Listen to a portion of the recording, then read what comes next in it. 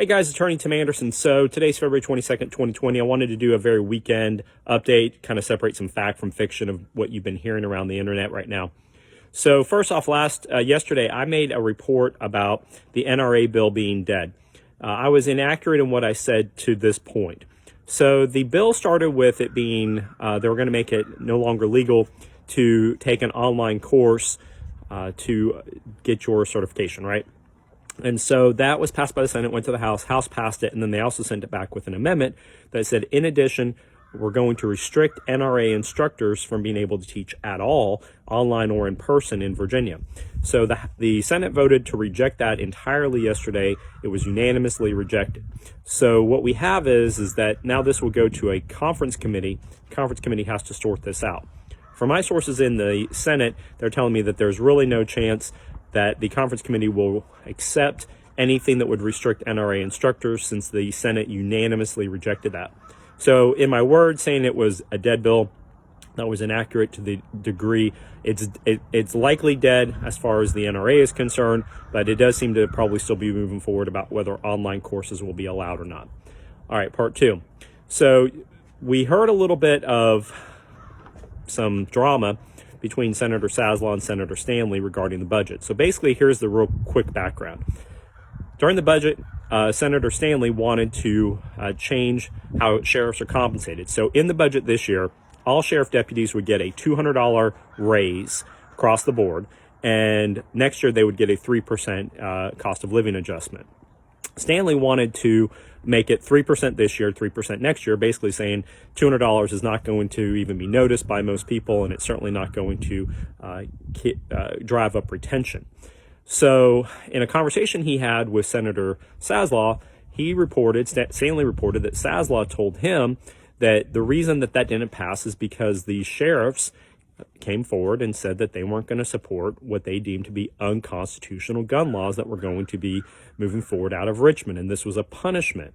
Now, when I saw that and I saw Senator Stanley's comments, I was suspicious that maybe something was taken out of context, but it was reported in the media. WTRV reported that Senator Saslaw said that what Senator Stanley said was true, and that confirmed it for me, obviously, that what he said is accurate. Now, keep this in mind. You've got a leader of the Democrat Senate saying that we're not going to give a raise as a punishment, not raise to the deputies, as a punishment because their bosses went and some of them spoke out against the unconstitutionality of the laws.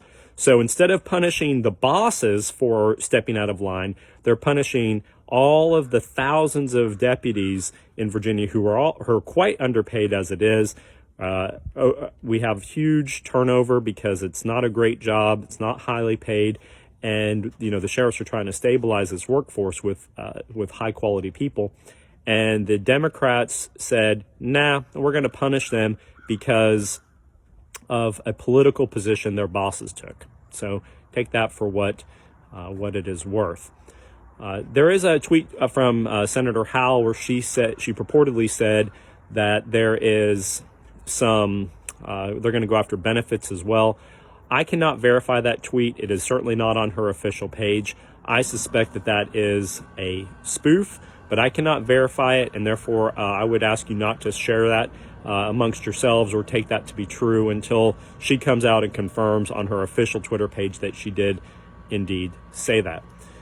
As you know, Senator Chase did announce that she is running for governor. That is going to start heating up. And then finally, I'll give you a small update on the recall. Keep in mind, Senator Chase is handling the recall, not me. And so she's turned this more into an investigation. We have requested documents. We are anticipating getting a lot of these documents in at the end of February. And as we go through those documents, I expect there'll be tons and tons of them to look through. Then I believe you're going to hear an announcement from Senator Chase as to whether we have good and sufficient cause to file a legitimate recall petition. Now, keep this in mind. There's never been a successful recall of any government official in Virginia.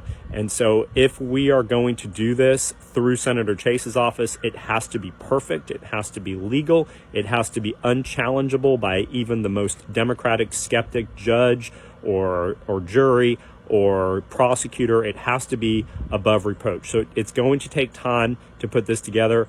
Nothing moves fast when you're trying to get government records from the government that doesn't want to turn them over. So please be patient. We are diligently working on it.